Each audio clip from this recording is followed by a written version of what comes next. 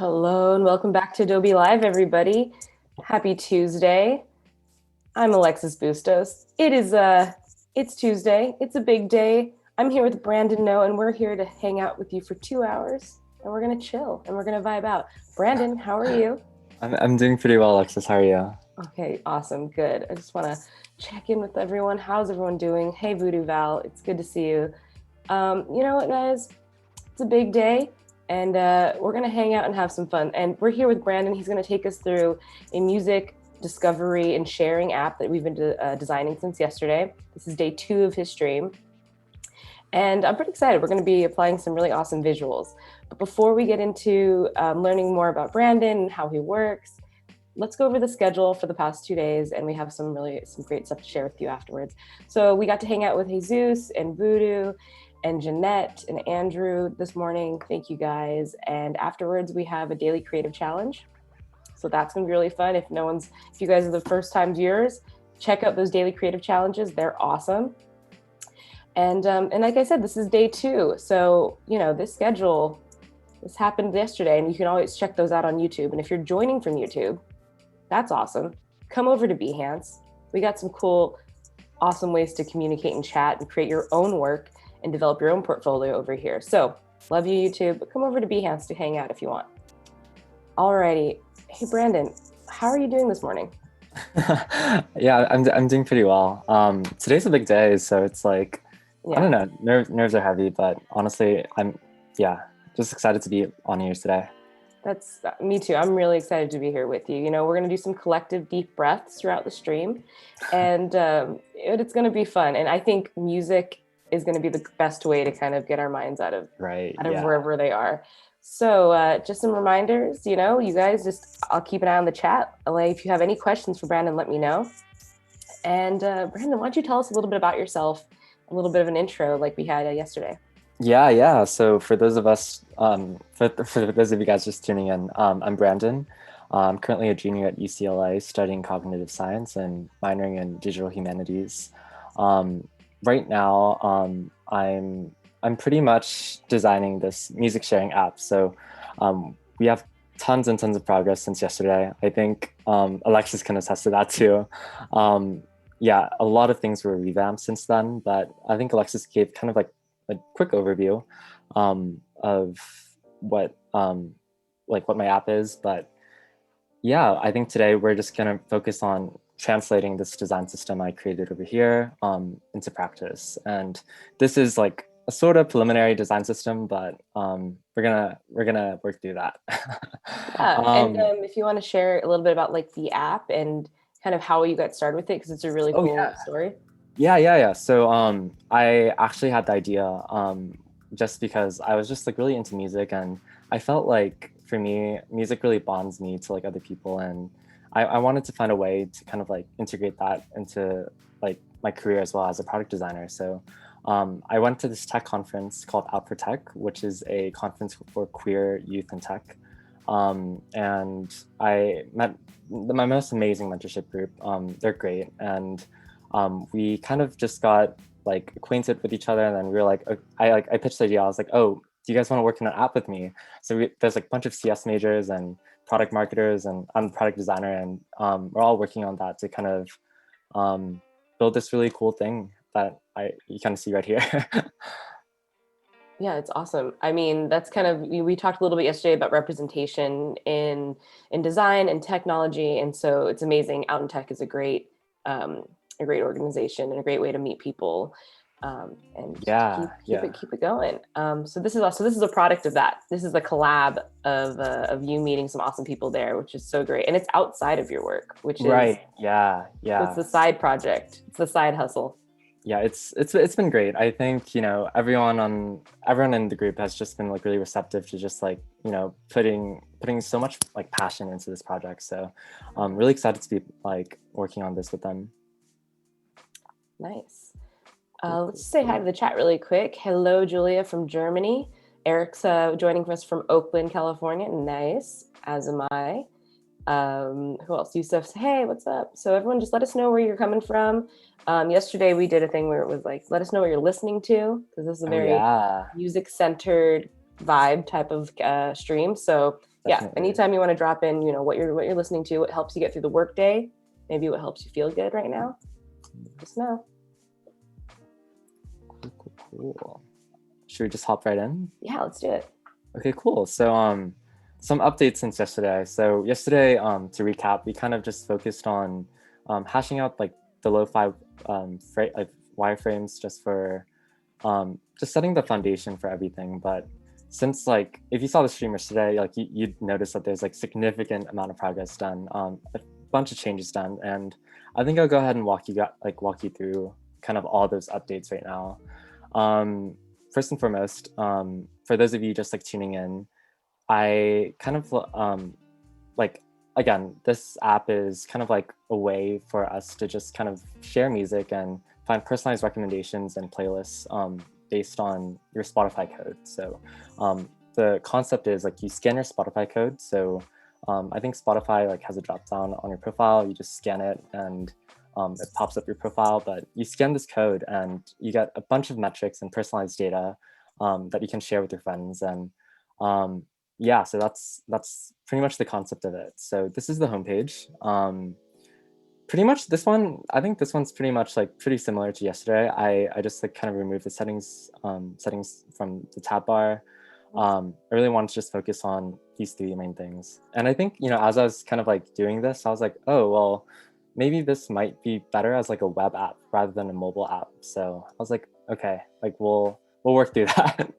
But yeah, so back to this main screen now. So this is kind of like that personalized data metrics part. So here I've kind of like changed it up, switched it up, more style. So this is my username on Spotify, shameless plug, but definitely check it out if you can. But yeah, so this is where you kind of see like a bunch of your favorite albums, tracks, and artists. And I added like this caret icon to just kind of like change it from like, oh, this past week to like this past day, or oh, that's cool. Yeah, whatever you kind of want to like go into granularly. Scroll down just to kind of like indicate that you should scroll down, because I kind of want to make this more like, I think micro animations and visuals are like the crux of this. So yeah. So anyways, I love that it's making that very like, I love that you're kind of like starting like, this is yours, this is all your page, here's your name again. Remember, like, yes, you're using Spotify's API, so you're pulling in that information, right. And your app essentially really, really tailors an experience for someone that they can't get in Spotify, right? Yeah, definitely. And like I think this is pretty like, it's pretty similar to Spotify Wrapped, but I kind of like, Spotify Wrapped is something that you get at the end of the year, but this one is kind of like a recurring thing. So cool. Hopefully like this works out. But yeah, so like a bunch of new things started here. I remember like we had hours listened to here, but I think like you'll see as I go through this flow. Yeah. So top albums first. Also for everyone who hasn't listened to Positions by Ariana Grande yet, highly recommend. Obvious is one of the best songs, but yeah, I'm just obsessed. Like seriously, I can't stop talking about it. Well, it's a good thing Ariana Grande is actually a frequent member of the chat. Yeah. Yeah, no, definitely. She's always here. She's always supporting me. But yeah, so these are some placeholders for albums. It looks kind of like wonky now, but I'm planning on doing some micro animations when I prototype it, just so that they can like stand out. And yeah, you can kind of click onto each card, top tracks. So yeah, just a little preface. Like I feel like everything is going to be very much Ariana Grande for this page. But yeah, so these are some top tracks, and I think prior in like yesterday's stream, I think we were kind of like lacking some just data that we could kind of showcase. And I think adding some like placeholder text just to say like, oh, like how many times you loop this song, it's a pretty cool thing to kind of see like, oh, I've really listened to this like 350 times in the past week. That's crazy. But yeah, so yeah, those listening habits, they'll really shock you when Spotify Wraps is one of my favorite things to see at the end of the year, because it's like, I'm sorry, I listened to how many times? And it's a good way to kind of learn yourself a little bit more and maybe help you branch out, maybe like help you lean in. a little bit more. It's funny because I know that some people like they listen to white noise, so like they're listening to like fans, and they get like, you know, you listen to this fan for like the whole year, so it's just like, oh my gosh. Yeah, dude. We have top artists down here. I really wanted to like I think I did bubble just yesterday, but I really wanted to showcase visual hierarchy. So I kind of made some bubbles bigger, text bigger, and listed like rankings with numbers here. Same thing, metrics there, whatnot. Top genres, pretty much the same thing, but I think for me, I really wanted to put in minutes because I feel like all songs are in minutes. So it's kind of crazy seeing how many minutes you've listened to all of like their discography. Yeah, over the week. Some more niche type level things here, like guilty pleasures. So a bunch of like things that you like indulge in secretly, or like, you know, things that you're like, oh, I don't know if this is like, I'll I listen to it like once or that. twice. Yeah. I like it's like maybe it's like the songs that you went intentionally offline for to listen to or something. No, yeah, definitely. They could track I'll, that. Because yeah, if they hopefully. track that, it's just all Hamilton for me. I'm trying not to mess with my algorithm with all the show tunes. Oh my gosh. Yeah, I feel like, you know, I should honestly double check on these like kind of concepts, but you know, this is just an exploration. Hopefully this all works out. We can get that data of guilty pleasures. But yeah, so a bunch of these albums on here. Um, yeah, and we have a uniqueness score right here. So this is pretty much the same thing as yesterday. It kind of just shows your obscurity, and like if you're like an angsty indie kid who listens to like obscure music. And yeah, finally the minutes of music you've kind of listened to. So how many how many minutes you listened to this week, hours, days, and it also tracks like how much more you listen to music since last week. I think that this is more for like audio files and whatnot. Here's kind of like the deliverable that I was kind of talking about yesterday. So if anyone has anything in the chat, as you can see, this is very blank. But if you have any like cool ideas, like, I don't know, like something like Receiptify or anything, just feel free to like just comment that in. Because like this is something that I really want to like take time to kind of, you know, really hash out. So, yeah, if anyone, yeah, because this is an ongoing project for you. So any concepts or anything you've seen, any design patterns that maybe the chat has seen that mimic what you're working on, definitely shout those out. We'll help. We got to help Brandon out. Voodoo Val says Animal Crossing makes her feel good right now, so that's what maybe she's listening to in general versus like Animal Crossing, like this game. Like the game soundtrack. Maybe it's a soundtrack. Maybe it's just a soundtrack. Okay, yeah. And then Lindsay says, "Hi from Missouri. Hi from Missouri. Hello, Missouri. Hi, Lindsay. Currently listening to you. Right, exactly. You're definitely listening to us right now. Yeah. But I think usually there's a track playing behind us, and I think it's Chill Hop. Oh, it is? Yeah, oh my gosh, which really fits with our vibe. Which I really lo-fi vibes are so great. I feel that for us today. So. Oh my gosh, wait, this is so funny. We're working like this is lo-fi wireframes with like lo-fi music. We're all like, it's so lo-fi, you know. It's like they've thought of everything. No, literally, yeah. So this is exciting. So this is awesome. So this is what you worked on. We worked on yesterday with you, and you kind of added and embellished a little bit in places, which is awesome. So 2 call to actions here. Share with friends, which is like, you know, sharing this deliverable, because like I think we really want to spread this like app to everyone, you know, like we want to make this really accessible. So I think the biggest way to do that is through social media. Secondary button here to go see your playlists, which are going to be coming up next right here. So cool. So this is something that is new for everyone who wasn't here on day one. So this is like your playlist section. So you can kind of see all of your all of like the niche ideas that we have for like just that collaboration aspect. So this is the coolest one, I think, of social network. So basically, you know, like your friend activity on Spotify, right? You see that on like the right-hand panel at all times. Like we want to find a way to kind of track that, and we want to get all of that information and basically find your top play tracks, like all those like individual top play tracks, like your friends essentially, and we want to create like a playlist of all your friends' favorite songs. So it's gonna be like a really eclectic mix, and I think it's gonna be good. Yeah, that's cool. I love that. I love that Yeah. idea. Yeah, I think they kind of have something like that, but it's more around who's in your family, like who's Oh using the yeah, same family mix, right? family Yeah, mix, right? something like that. As it feels like. Yeah, I think it's just like, I don't know. I'm always looking at friend activity on Spotify, so yeah, I think this is like a cool thing to have. With Vibe Together, this is where you kind of create collaborative playlists with you and your friends. So like if you guys have like a mutual favorite song that you listen to or something that you've listened to in the past, we'll put that on there, and that collaborative playlist part is like you guys can just like bond and have listening sessions to that.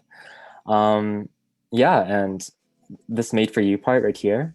These are handpicked playlists for the audio file in you. So we have like upbeat music, electronic music, acoustics, and Spotify sessions. So this section right here is adapted to I guess like whatever the algorithm like kind of like says like your most like favorite genre or like mood is, I guess.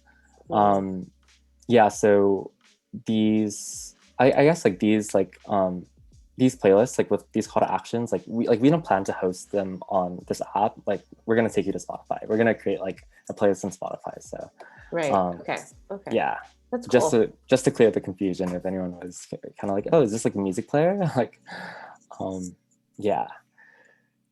Same thing with like moods and genres. So these are like kind of curated playlists from your top moods and genres, and these percentages kind of like indicate like, oh, like what's like what do you listen to the most, right?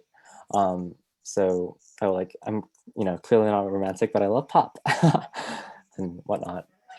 This one is kind of something that like I think Spotify has in Spotify Wrapped with kind of like throwbacks from past decades and past years. So Goodbye almond 2019. milk, hello milk. Yeah, I feel like oat milk was like like that was the star of 2019. Like it was so crazy. Everyone was just drinking oat milk. But yeah, That's incredible. I agree. It really did shine that year. And finally, we have underrated picks. So these are kind of people like one-hit wonders. So like we have Got Ye with like Somebody That I Used to Know, Plain White Tees, Hey There Delilah, and you can kind of see that there. But Metro Station with Shake It. Yeah, I don't know. Like I feel like they're like, I think one-hit wonders are things that like you feel really like connected to. Like I don't know. I'm always thinking of like Ali and AJ's like potential breakup song. I don't know if you've heard of that, but like oh yeah. Yeah, no, I'm literally it's like it's a good song, and I don't know. Yeah, you're throwing these are throwbacks to when I was like in high school, which is but yeah, I hear what you're saying. Like one hit wonders are definitely an emotional like staple for some people's playlists where it's like, why is that in there? You're like, how do you not love this song? And they're important. So that's awesome. That's great. So this is so cool. This is like the playlist section of the app. Yeah. So today essentially I'm just gonna be, I'm focusing on these two mainly because this is still work in progress, but cool. Gonna hash out like the hi-fi. So that's the agenda for today. I'm gonna hash out all the high fidelity versions of these wireframes. And yeah, I guess getting to this assets part. So I don't know, you might see some familiar faces, might not see any at all. I was like, oh, this is Metro Station. But yeah, so I'm gonna be just toying around with these and placing them in here, and yeah, and I think we can get onto the design system that I was talking about. So as I was designing this, I was kind of thinking like, oh, like maybe I should kind of stick to this because like this was like a lo-fi version at first, right? And I was like, oh, like maybe I'll use this font, but I'll probably change it later on. But then as I continued like designing, I was like, it kind of grew on me, right? Like it feels like a version of like American Apparel or something. Like I don't know if you're familiar with that, but yeah, yep. It's like American Apparel, and I kind of want to stick with it like black and white, but also also like kind of include color as well. So I think we're gonna explore that as well today. So you're thinking simplicity is key here, right? Is this graphique? Because you started with that. Yeah, it's graphique. Okay. So Yeah, it feels like graphique is what is or is the new Futura, and then like Futura was like the new like Helvetica essentially, right? So it's like no, yeah, that's so true. all around like Yeah, simplicity in typeface, and maybe I mean, you're definitely taking call outs from Spotify in terms of like, music, images of the musician and their albums are kind of prioritized. So this right, totally helps right. repeat that. Yeah. So we have some typeface applications right here of graphique, and like I said, still work in progress. But yeah, I was kind of hoping that maybe the chat and me and you, Alexis, could kind of like ideate some new color schemes, new components, and all that I'm stuff. down. Like, Let's yeah, do like it. I don't know. I feel like it'd be kind of fun just having this be kind of an interactive work session. So pretty fluid in this design system, but I don't know. Like, what do you guys think? Like, should we go crazy with colors, or should we kind of stick to more like neutral colors? I don't know. Let us know. Yeah, let us know, chat, how you're feeling about how you're feeling about these colors. Yeah, I guess we should just kind of see how they are applied with. I think that's the biggest challenge you're going to face, right, with this type of app is how are colors going to be applied alongside band imagery, album covers, things like that, right? And still Yeah, being very focused on kind of what you're trying to express, which is more of like the user's insight and a personalized, tailored experience. So right. Yeah.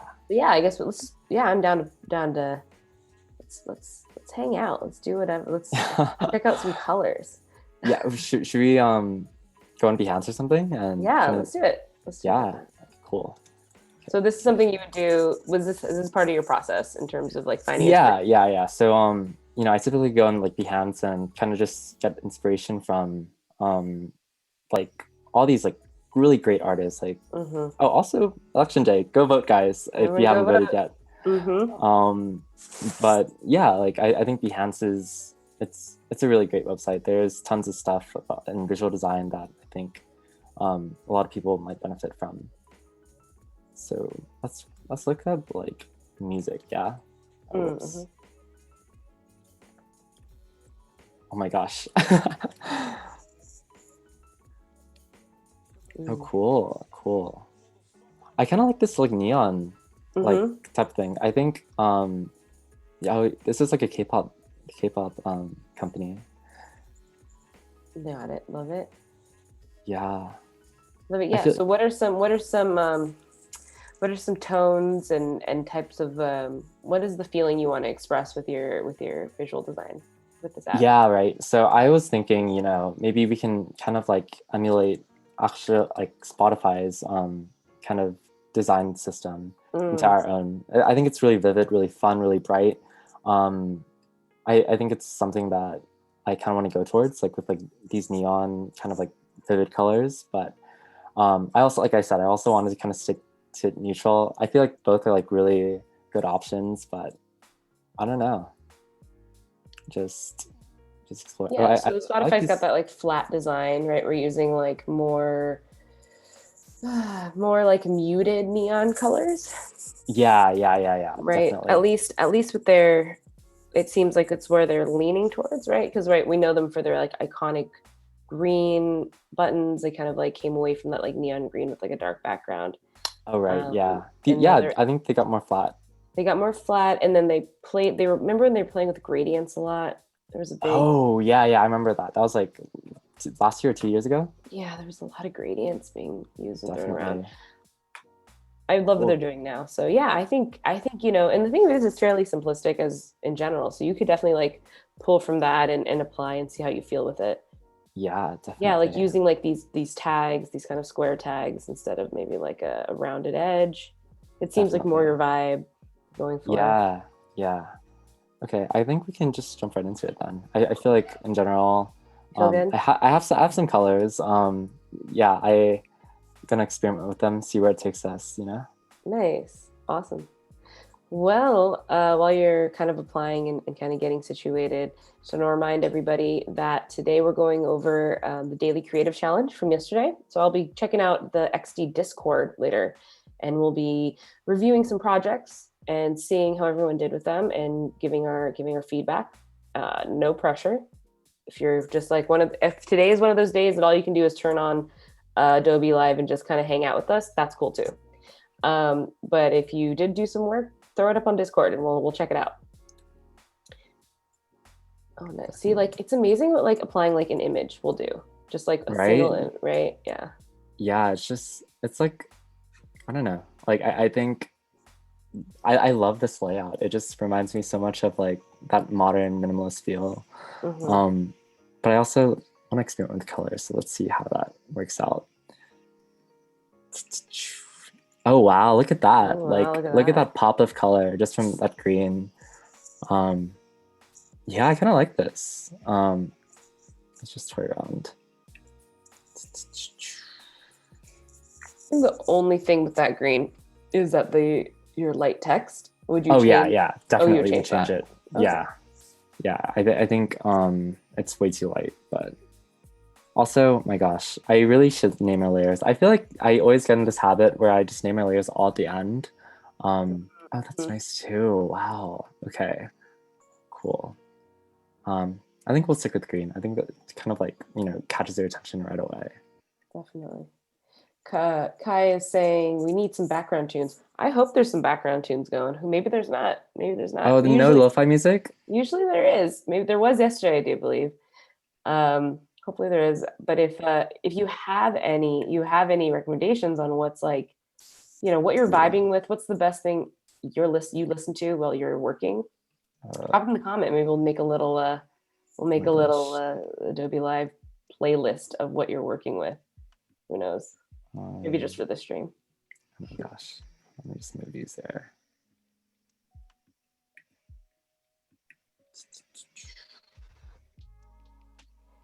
Nice. Yeah, Jonah says the light green looks great. Oh, look at that. Like, I feel like you already have fans. Oh, cool. Thank you, Jonah. I appreciate that. I like the blue there. Yeah. Right? Yeah. I guess like thinking about links, I guess. I think maybe blue for links. Yeah, that like bright blue feels good. Feels like the same tone. Yeah. Does it hurt your eyes? I can't tell. Is it too contrasting? The thing is, normally that blue on green definitely like kind of makes my eye wobble a little. But if it's a link, it almost like is a good thing, especially if you're using it with like mostly text-based. Definitely. Yeah, typically when they're like that type of blue and that type of green are right next to each other. Yeah. Do you ever have the eye wobble? Oh my gosh, all the time. Like, oh, whoa, what is that? It's amazing. Design is a full body experience, right? Speaking of full body experience, are we ready to take our like deep inhale, exhale of the stream? Oh my gosh, yeah. Okay, let's do it. Ready? All right, so is this like a guided meditation session right now? It is for both of us. It's for me and for you right now, yeah. Cool. Okay, let's do it. Okay. Count to 3 and breathe. That's all I'm not a very good guided meditation. It's okay. Don't worry about it. Yeah. Okay, cool. Nice. That looks great. I feel like, yeah, so something that I wanted to note about like these breakpoints, I know I didn't do it here, but like, what do you think, Alexis? Maybe I should probably segregate it by like page, so it kind of segments more like fluidly when we scroll down. Yeah, that's one way to do it. Maybe even pulling the image higher at the breakpoint so that maybe you see a peak of it coming through. Oh yeah, or definitely. Yeah, there's definitely something to indicate that there is. I mean, it's that line that you said it says scroll down. What if you just brought that line all the way down farther and did like that was like the actual overlap? Oh, like something just like simple like that. Yeah. Yeah, like I actually had that underneath, just like below the fold, but I felt like when you kind of do like a micro animation, it might look more fluid when it just kind of goes really fast and whatnot. Cool. Okay, so let's do another color here. What's your favorite album at the moment, Alexis? My favorite album, let's see. I don't think I asked you that yesterday. Let's see, my favorite album right now. So I listen to a lot of, so I'm all about like the vibe playlist, right? So like maybe not a single album, but like songs from it. And I do a lot of like going back and listening to albums again. So let's see what my favorite one that I keep referring back to is. That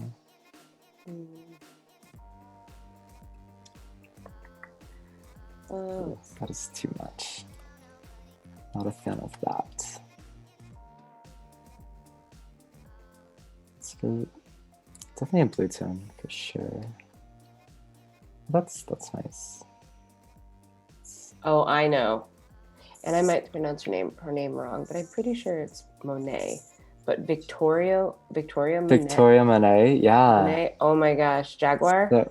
So good. I love Experience. Good. Experience is a really, really good song. Great song. So I'm really into that album right now. That seems to be like, I'm going back, I'm like, what am I playing a lot of?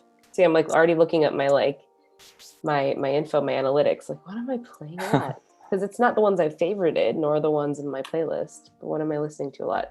You know, it's a subconscious thing, really. Like all of this information, really like thinking through what you listen to all the time. This information that you're essentially giving to a user, right? It's not something deliberately thought of by a user every day, right? Right. Yeah. Definitely. It's awesome to be able to present it. Yeah, that's what I'm listening to a lot of, it seems. I just made a playlist for today and like tomorrow to kind of just like help me feel like relaxed and centered. Do you want to hear some of the? Yeah, give me some artists. So it starts with the Tiana Taylor. Starts and then it goes into like some Daniel Caesar. Oh, okay. Like, yeah. Some Reyes on it. Have you heard the Insecure soundtrack? Yeah, it's very good. So good. So good. Yeah. Very good. So I feel like I'm doing a lot more R&B and like chill vibes for these next 2 days. Mm-hmm. Nice. Yeah, I love that. That green really works on the blue. Right.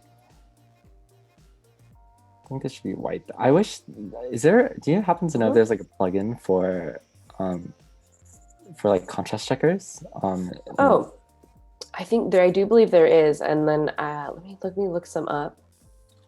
Let's see. Yeah, always want to be accessible, right?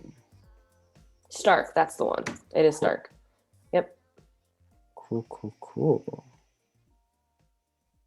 Okay. Oh wait. Nice. No, so that's black and white. Yeah. Yeah. Wait.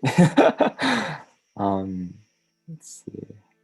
So do I just select 2 layers? Yeah, I would select the 2 layers that they're sitting on. Mm-hmm. There we go. Right, and that makes sense. That's smaller. Yeah. The smaller. I think it's fine. Because if you pass AA, right, like it should be okay for like accessibility guidelines. Mm-hmm. But if it doesn't pass AA, like 4.5 to 1, I don't think you should kind of stick with it, right? Mm-hmm. Like for like reading purposes at least. Maybe for like colors like yellow, I think it's fine. Mm-hmm. Mm-hmm. Sure. And in terms of accessibility, is that something that you feel like was that something that you got to understand while you were taking courses during your program, or is that something you learned while on the job? Oh, yeah, no, actually, I was taught that by my professor, Suki. She's my UX design professor at UCLA.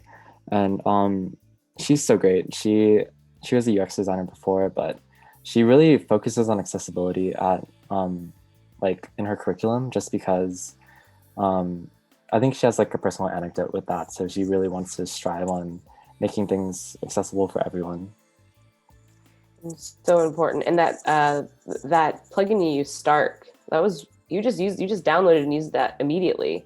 Yeah. So easy.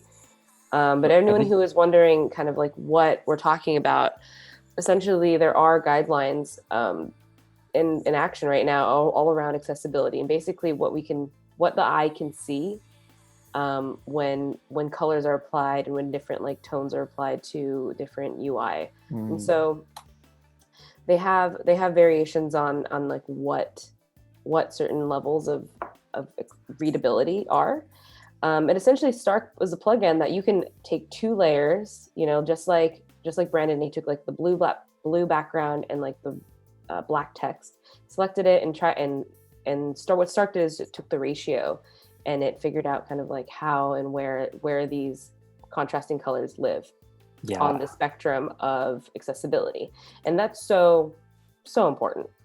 And we all know for different reasons why. You got to make your product accessible to everybody, don't you? Right. And also it looks better typically. Yeah, like what's if you can't read it, then what's the point, right? What's the point? Yeah, exactly. I think that's it. That's it as in a nutshell. And I think a lot of designers don't think about it because it hadn't been a thing for so long. But I think any good designer kind of understands contrast well, and wouldn't leave their work unaccessible and unreadable. So definitely. That's pretty cool. Do you know anyone who's colorblind? Because that'd be a hard place to be. No, but I worked on this journaling application project for like my internship with the UCLA HCI department, Human Computer Interaction department. Cool. And I had to like really interview a bunch of colorblind people. Like I don't know anyone personally, but yeah, I like big rookie mistake. I basically segmented colors based on kind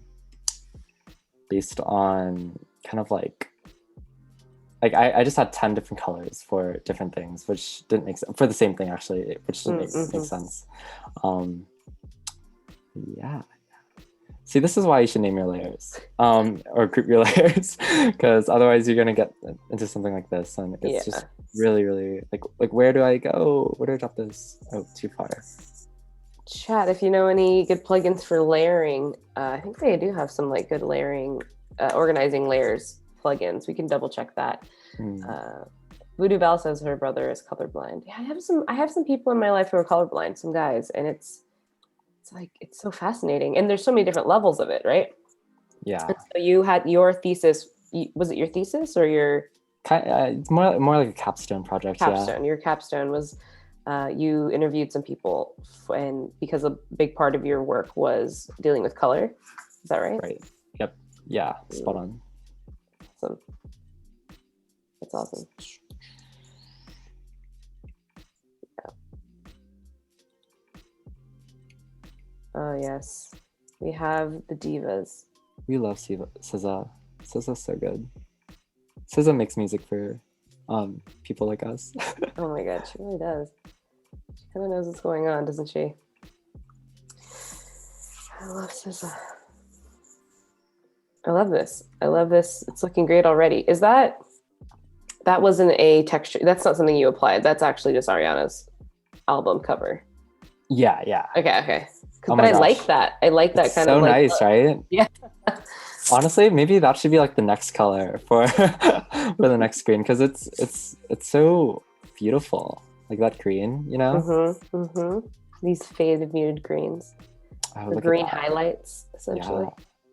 Yeah, I love that. I'll get back to top albums in a sec. If anyone has any favorite colors that they'd want me to try on this, or like they think would be good, just feel free to drop that in the chat. Absolutely. Let's see. And we talked a little bit about your entryway into design and the fact that you're still a student at UCLA, and you're kind of like you're taking a different approach through your major into design as well. Right. I don't know if there's anybody in the chat, like watching and kind of in that same place where it's like, I don't know whether or not to go to school for it or not. What would be some advice that you give a person now that you're in the thick of it? Yeah, I mean, I changed my major 7 times, so if you're in the same boat as me, like you're okay. It's gonna be okay.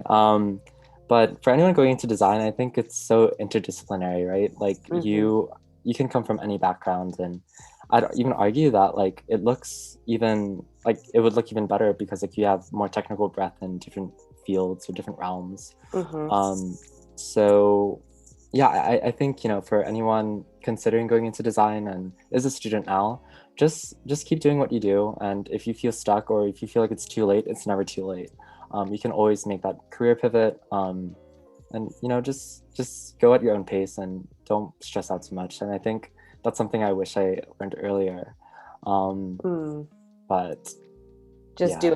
being able to just being creatively, just do what you keep doing, and eventually you'll get there. Or is it because, or was it because you're like hustling now, and you're like, okay, I wish I could take some time with it. No, I think, like my progression through design was really linear. Like I think I started, Mm. started at the bottom, now I'm here. Mhm. But Love yeah, it. like I think, everyone's at their own pace. Like I think the biggest thing is just don't compare yourself to other people. Just compare yourself to, yourself, right? Like always be a better version of who you are, yesterday. Oh, I love that. Wow, those are some really wise words from a college student, I have to say. That is not what people were speaking when I was in college. Um, but I love it, and I'm here, and maybe it's because of Sis and Ariana, but And Solange, don't they're forget her. We speak love and her. Solange, and they're speaking through you right now, Yeah, and giving us all definitely. like hope and good vibes. So yeah, everyone just keep doing your best and keep improving every day, which I love. Speaking of improving every day, we're almost 40, like 47, 46 minutes until we give you guys some design feedback. So that's really Ooh, awesome. cool. And if That anybody works. is kind of still wondering what that is, let's see if I can explain. And I can. Mm. So what's happening is we have a daily creative challenge. Most days, and they go for about 2 weeks, and we have a single designer kind of create these challenges for you. And what they do is they go through different, really kind of like mini projects that you can do, and they're bite size, and you can practice all your design knowledge and or just replicate and mimic what they do. And that's kind of the best part. And that's kind of what like Adobe Live is, right? It's almost like a POV. Like these are my oh my god, these are my Great hands song. designing as well. And so the daily creative challenge is an awesome way to kind of flex those muscles. And so in about 46 minutes we'll go through some people's designs. And if you haven't participated, please do. It's awesome. It's fun. If you're looking for some inspiration in projects, come on over. There is a growing community of designers that are ready to help each other. It's great. Definitely. Good. It's Yeah, I beautiful. think for me as a beginner designer myself, like I did so many of those creative challenges and it really helps me like Oh, I just love that. just like learn more about design software and this how to play around with tools. Also, just a quick note on this like really cool plugin I just saw, Blobular. Like, wow, like this is so cool. Yeah, Whoa. because I was Did you thinking just like, make oh, like that blob? yeah, with this plugin. Yeah, I had no because I was like, oh, like I think blobs look cute here. But I just downloaded it and just was like, oh wow, this is great. That's awesome. Looks like you, so complexity, uniqueness of blob. And sometimes Yeah, you just need a nice blob in the background. I know, That's right? so, I love all the new plugins that have been created through XD. They're really Yeah. onto something. Oh man, this is awesome. This is really cool. Let's see. NZ has a question. Are you What's up? coming up with this on the spot, or did you prepare before coming on, or are you just recreating it? This is a great question. It's a great Oh, question. oh my Like, gosh. what is the authenticity of your creations right now? It's very, very authentic.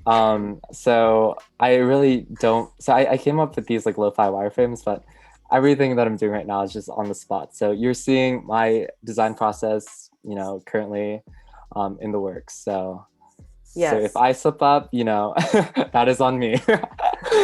But you know what? It's great, and it's true and honest. And Brandon's a going to college in quarantine, holding two part-time, one full-time, something. Yeah, You have yeah, so many jobs. You kind of have so crazy. many jobs. And I think it's just we're gonna cut you a bunch of slack, because Thank you. I think Appreciate just being that. in college during quarantine, I can't even imagine what that's like. So hard, honestly. Like, some teachers aren't as, what's the word? Forgiving. Yeah, forgiving, Mm. as I'd hoped, but it's all right. It is what it is. Yeah. It's so wild being on the other side of school and Right. just kind of, yeah, just empathizing so much for all the students, especially creative students who like really thrive around being with each other and Yeah. working together. I empathize so much with, I can't imagine how hard it is. But then also I have a lot of friends who are working as teachers, and it's just crazy to Oh, see like both sides with it, because it's not easy for anyone apparently. yeah. Yeah. My friend's actually a teacher, and I think he like it's hard navigating for him too. Like just it's just like a lot, you know, like dealing with COVID, and then not only that, but having to create different curriculums. Like it's just so much. It's incredible. So we're calling this the forgiveness stream. And everyone who's joining, we want you to just, we're here to just have a good time. We're going to talk about music. Let us know in the chat, like what are you vibing with? What's your most played right now? We're just trying to here to kind of uplift each other and share a really fun project. And I think Brandon's crushing it. You really are. It's looking great. Like, I just love how vivid these colors look, like, wow. I'm like I said, I'm really making this on the spot, so bear with me. That's good. It's really, really good. I do want to share a little bit about Brandon, if you want to keep working. Yeah. I'm going to share a little bit of what's another thing that kind of we're talking about. When I brought up the creative challenge before, there was also some other levels to it that I'd love to go into. Let me just share my screen really quick. So we're talking about community and all of that. And I think it's one thing we're talking about the community. Adobe has done a great job kind of setting up the community for some success here. And am I sharing my screen? Let me make sure. Cool. So what's happening is Adobe still, we're at November. We're almost at the end of 2020. It's been a hard year. There is a community fund that has been set up for creators. So if you know anybody who is a creative who is looking for a job or looking for a way to like fund that project, don't be shy. Kind of direct them to this resource. It goes to the end, and funding begins a little bit later in the year of 2021. So there's different application dates and all of that. And so if you know anybody, if you yourself are in need of some assistance, Adobe does have your back with that. So that's kind of something I wanted to share. Speaking of community and us all being here together. So that's awesome. Yeah. Nice. Oh wow, look at this. It's like, okay, you got shapes now? Come on. Yeah, so yeah, I'm gonna experiment with this new plugin called Confetti. I just downloaded it, but I've never used it. So hopefully it looks good. So like what you do is you just create a bunch of shapes, and then you're gonna just select all of them. But let me just do that first. And then it should just like spread it like sporadically throughout the frame. I love it. I can't wait to see this happen in real time. Actually, let's just stick with this and see how that works. Hopefully it looks good. Yeah, randomize. Oh. Whoa. There's only like one. maybe up the. It's going to work with the grid on the full plane, the full. Oh, like on the full like artboard. Board. Oh. Yeah. Oh, I see. Then I guess I could just create like a different artboard, and then. Love it. That works. Jessica has a great question for both of you. What people do you admire from the UX UI world? Wow, what a great question. Oh my gosh, that is an amazing question. Oh my gosh, what people, and that's the thing, is that it's so new. Like people are just now emerging as like thought leaders and just leaders in general in the design community. So that's a great question. Wow. Does anyone jump out at you right away?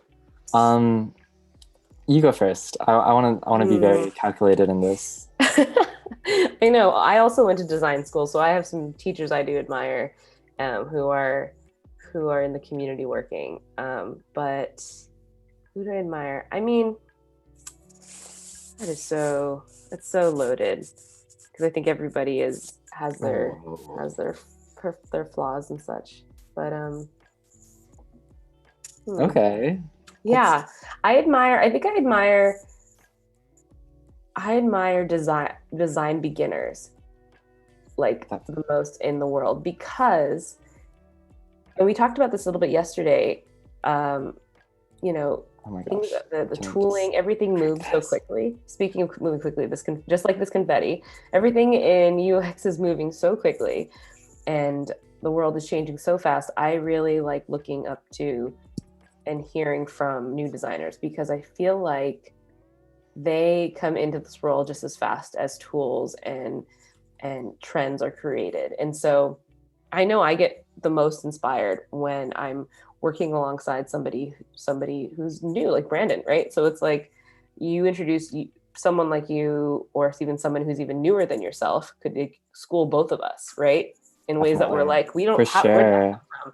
And I think people who've been in the world for a really long time, sometimes you can get a little like jaded because that's just normal work. Yeah, no, for sure. But also, you know, stuck into one type of way because that works for them, and there's nothing wrong with that at all.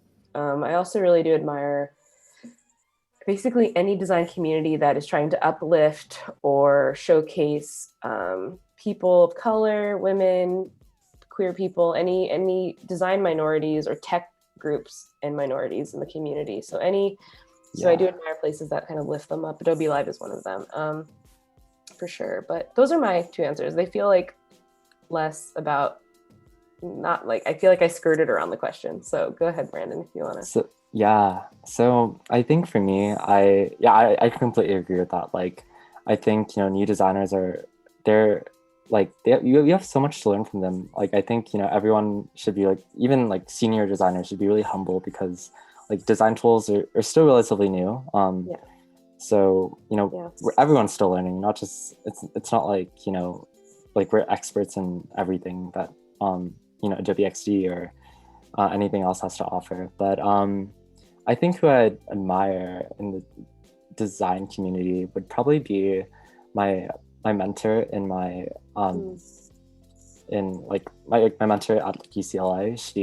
She's the one who kind of like been there for me like this entire time, throughout this entire process. Like, she's told me like, oh, like, you know, you're gonna be okay, it's gonna be great.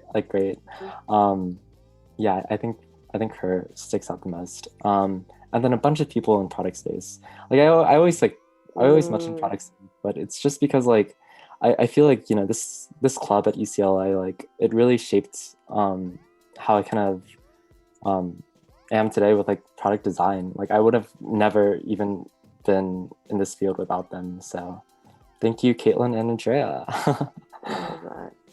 Yeah, there's like, and that's the thing, is like, you're gonna just keep growing and meeting people, and people are gonna inspire you. Because that's the other thing, is that I feel like now I've met so many people who I'm inspired by, that I'm like, the list is so long. Right. Yeah. I did have one professor though that I really loved, whose name was Hawken Fast. And Fast. Yeah, we called him Hawken. And he was just this great, amazing, he was an interaction designer, essentially, before they were probably called that. And he kind of, his work was a lot of like high, you know, he thought in like high concept in terms of design and art. But what he also was really good was like finite technology, and like getting very into merging those two. And he's up there in the community. I come from a more interaction design than a UX or a visual design background as well. But definitely. Yeah, I mean, if that's somebody you want to look up, you can look them up. Wait, Hawken what? I'll give you the link. I'll give you the link after. Cool. But yeah, he came from like the Carnegie Mellon School of Thought around HCI and all of that, and you know, back when it was starting to begin. Yeah. Back when it was just beginning, and now look at us. Now we have every tool imaginable to create whatever thing we can think of. And we're kind of in a really cool place with it. Actually, oh my gosh, this is my first time experimenting with shapes too, so bear with me with that. I liked the chat. How are we feeling about the shapes? How are we feeling? Can we give any tips on shapes and how to use them and what you're vibing with? I can find the chat. Where did I put my chat? Maybe more blobs. Yeah. Let's do this. I wish you could like randomize it. Oh, that's what you do. Uniqueness. Love it. That was a great question, though, for sure. Definitely. We're doing more blobs. I love it. I love the blobs. Oh, I love this hue. Oh my gosh. I wonder if like Adobe XD has like a cool like rainbow kind of like animation thing. Like that'd be cool to have like later down the line, you know? Oh yeah. Yeah, they kind of stay with their pink. Like pink is their main color. Nice blob. Nice blob. Huge blob.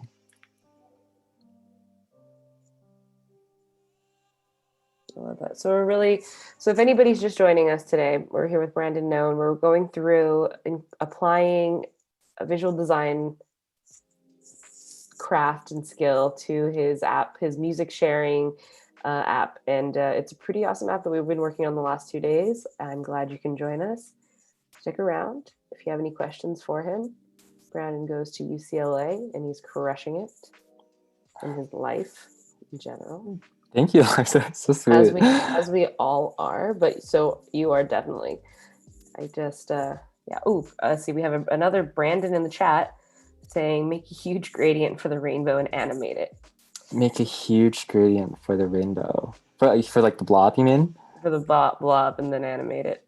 Oh my gosh! So like, wow, that's like that's like 10 gradients, right? Like, or like how many colors in the rainbow? What? A lot. Oh, Benjamin's joining us from Germany. Hi, and just tuned in. Awesome. Well, welcome. We're hanging out and making blobs for this app. So is there a reason you wanted to go with more like shapes in the background than keeping it like a solid? Wait, sorry, what's up? Was there what you're thinking around like the blobs and the shapes? Oh, I think I just kind of wanted to add some texture or just some like, just some sort of like visual cue in the background, just to kind of like spice it up, you know? Love it. I think this project is more like visual design rather than like UX design. I mean, the foundation part, like the lo-fi part, is more the UX part. Now we're just, having fun and toying around. Nice. Yeah, I feel like this is going pretty fast. I feel like we're really gonna get there today. Yeah, definitely.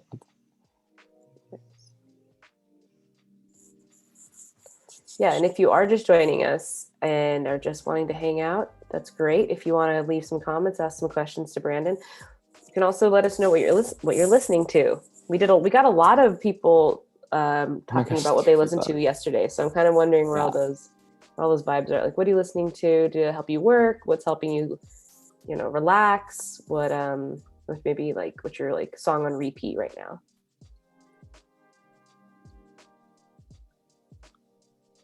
Okay, we have another really great question about interaction, UX, product design. They're all used interchangeably. How do you see the difference between them? It's from NZ. Great question. A really, really great question as well. So UX, product, and what was the last one? Interaction. So I think, product design is thinking both about like the business side and the UX side. So making sure that like you're taking into account business values as well. UX design is more focused on like the user and if things like are just consistent and like work really fluidly for them. And you don't really think too much about that business side. So like you're not thinking about ways you can bring value to a business. And interaction design kind of like falls in the scope of kind of like both, in my opinion. You're just kind of like toying around with cool micro animations and micro interactions, like in both product and UX design. So it's more like it's it falls underneath, product and UX. Right? What do you think, Alexis? I agree. I think that was a great answer. I don't really want to, I kind of don't want to add any more into it. I would say the only thing I think almost left out of that or being discussed around that is UI. So I feel like I get more questions as somebody who, when people have questions, they come find me, they're like, UX, UI, what's the difference? A lot of beginners will ask me that. Yeah, definitely. And okay. There's a difference between UX and UI. There's a lot there with people asking about that just because a lot of jobs are set up like UX designer, UI designer. And so I think a UX designer should know some UI. A UI designer doesn't necessarily need to know UX. It might be a hot take. I don't know. No, definitely agree. Yeah, completely agree. Yeah, I feel like UI designers are more like, in my head, graphic designers. So they're very visually and spatially oriented. They can like make things perfect, align things perfectly. Like they just know how to work with a visual and a graphic system well. Right. And usually, and sometimes, for the most part, they're front end designers as well, or front end engineers. So they're just a little bit more calculated in the way they work. Yeah. Versus a UX designer, you kind of have to be a little more loose. It's a little more qualitative, right? You kind of, just like what we're doing now, things you have to be okay with kind of floating things around. You have to be okay with some ideas moving and changing. And I think then you have product designers who really use both of those skills, or at least run teams with those, or help teams with people who have those skills and compile those into creating something that works really well. I feel like product designers have a little bit more of like a goal. Right. Yeah, always. Versus like UX is like people at all time. Like that is the goal, but it's like, but we're going to change it up. We're going to change the screen. We're going to move these things around. We don't need this. And then interaction designers are a whole different thing. But they're around. Definitely. Let's see. Brandon said Adobe Live should have a 24-hour music stream. Hot take. I love it. 24-hour, yeah, like a chill hop type of thing, right? That would be awesome. Kind of like MTV. Oh my God. That would be so great. MTV. You know what I mean? Or MTV. Oh, yeah. Oh my gosh, hold on. We're not that generationally different. No, that's so long ago though. My gosh. I know. It was. Any millennials who just heard that, MTV was a long time ago. Because I feel like they just stream like reality TV now, right? Yeah, I want to be honest with you. I don't know what the equivalent would be to MTV. I think almost it's kind of like our Spotify or whatever, or YouTube. Oh, really? Like back then? Well, the thing of it is MTV was like back then. Oh my gosh. No, I'm sorry. My apologies. I was freaking out. Back then it wasn't that long ago, but it was one of those things where it was always on. Like you could turn it on and you could always listen to some music. You didn't get to decide. So I guess what would be the equivalent now would be like, stream or something, or a live stream, even like how they do those the chill hop, chill pop, lo-fi type channels that kind of just run for hours. Mm-hmm. I think that's maybe the equivalent. Oh wow. Yeah, that's a trip down memory lane. That's the other thing is like, who do people watch music videos anymore? I love music videos personally, but I don't know. I'm glad they're still a thing. I know, I do too. I think they're awesome. I feel like you always hear about like one big, like a dope music video. Like they're not as like, you don't know songs based on their music videos. Like if someone made like an awesome music video. Definitely. Which is so different. So that was the big difference. Was that every song you hear from like the 90s and early 2000s, you can, for people who are around watching MTV, you can like picture the music video. It's weird. I'm thinking of like Dilemma by Nelly right now. Like that's like the first thing that's like popping in my head. Exactly, Dilemma. You can like picture her like typing on the Nokia. Yeah. Oh my gosh. Yeah, exactly. So like now I can't associate all these songs, right? They don't have music videos. Let's see.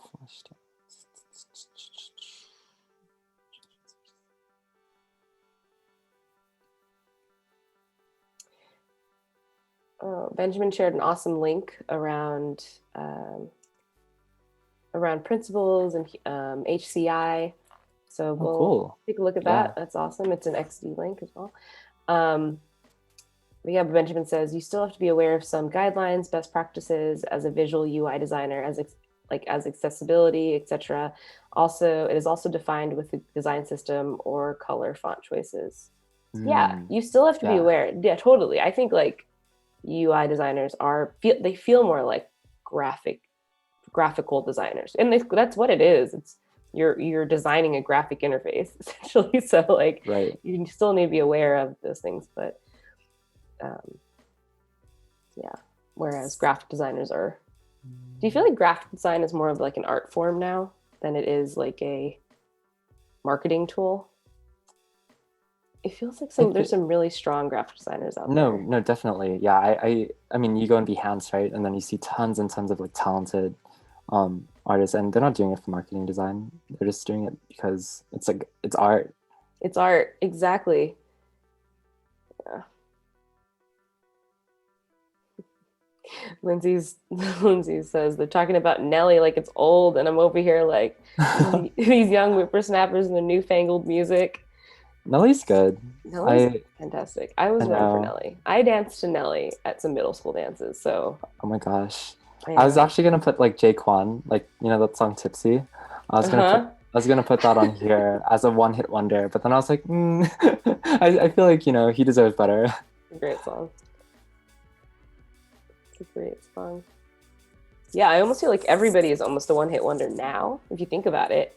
Because like now we have like single songs, because of Spotify, we have single songs on playlists that like, you know, people will hear a bunch of times and be like, oh, I didn't know who sang that, but I know that song. Right. Like, oh my gosh, the whole thing around like Fleetwood Mac and TikTok, the fact that nobody knew who Fleetwood Mac was and then it came back, and I'm just like, that shows it's interesting where we're finding like our media sources and how we're digesting all of it. Yeah, that was crazy. Definitely.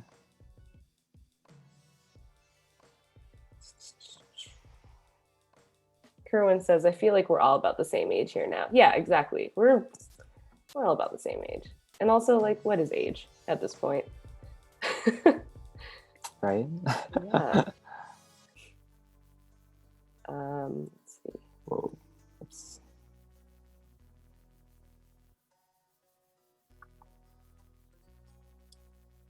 Jake asked, do you remember your first project you used Adobe XD for? Yeah, do you, Alexis? Yeah, I remember when XD came out. Let's see, what did I use it for? Whatever I used it for, I probably 100% used the prototyping feature. Like 110% used it because it was so easy and fast at whenever it was released. I remember I was like, there's nothing else like this that I can do as fast. So prototyping it was probably for a school project, I'm sure, and I 100% used the prototyping tool. That was definitely my first thing I used and why I was drawn to it. Yeah. I think for me, mine had to be like my first creative gem. Like that was like the first time I ever really used Adobe XD. But yeah, like that prototyping was like so top tier. I remember we were making like SpongeBob bubbles, and that probably took me like 35 frames just to get like those bubbles up and running. Wow. But yeah, it's really fluid. It's so great. Yeah, I think even, I mean, now it's like it's incredible what people can make. Right. Yeah, there's some really cool 3D. We're getting into 3D territory now with XD, which is really rad. And this is something that I feel like not a lot of design systems and design tools mostly. They're just not. People haven't figured out a way for like non-3D designers to get into that gap, to find that gap of like easily accessible features to use and create with. But XD is crushing it.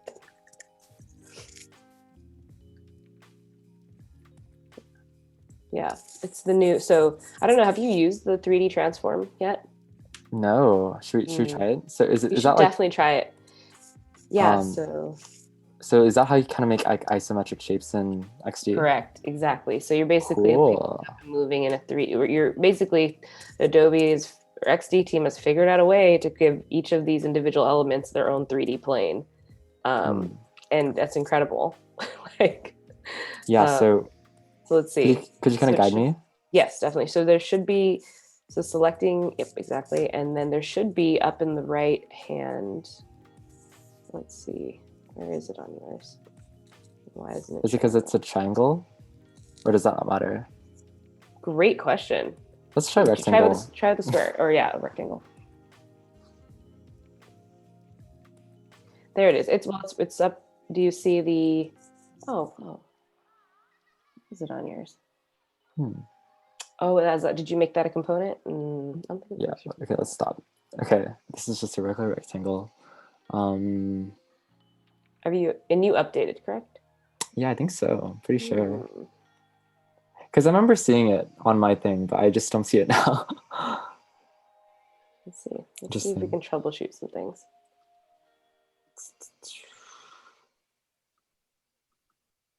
Let's take a look in the meantime. You know who might have some. Yeah, I guess we can come back to it. We can come back to it. Let me try to see why yours isn't showing up. There should be just a little, and it might be because maybe it's your window is too far over, but there should just be like essentially just a little 3D box. Try moving your window over actually a little bit. It might be hidden. Your actual XD file. Just move it over slightly. Oh, so select. Yeah, no, go back. I think it's. Or like select a component or a square or a shape. Wow, not feeling these triangles at all. Maybe you don't have the newest update. So everyone update. Maybe. Brandon don't update, but everyone else update and go check that out. Brandon don't update. On update right now. Yeah, sorry guys, gotta go. Gotta run. gotta do my 3D isometric shapes right now. You're like, actually, no, I want to do this. We'll come back to this. Yeah.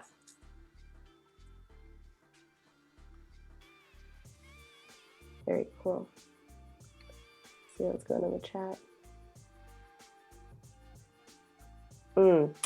Kerwin has a good question we can kind of talk about. So Kerwin asks about, said, hey Brandon, Adobe XD has really grown since first launched. How have you managed to keep up with all the new features and its continuation to evolve? Great. Well, I think you just kind of showcase that is that these things happen so fast. Yeah, no. There's just so many things that just come up, and I feel like it's really hard, trying to like learn everything. So sometimes like, I just take days just to experiment with past projects and see if it works, if it doesn't work. Yeah, I feel like experimenting is like the best way to kind of keep updated with all these things. And I think there's like Let's XD, right, Alexis? Was that? Yeah. So you can kind of keep yourself posted on all the new things going on with XD there as well. Yeah, I definitely recommend letsxd.com. It's created by your very own Howard Pinsky, who will be on next week. Very talented. And he's definitely the XD master. So that helps, having a resource like that with all the new updates. But I think you kind of said something even better, which was sometimes you have a project that you've done and maybe you want to translate it and you made it in a different design software or whatever. A great way to learn a new piece of software is to bring in like an old project. See if you can create it. What are the new features? See if you can add in, new features really spark creativity. So definitely. We don't sleep on the new stuff, especially with XD.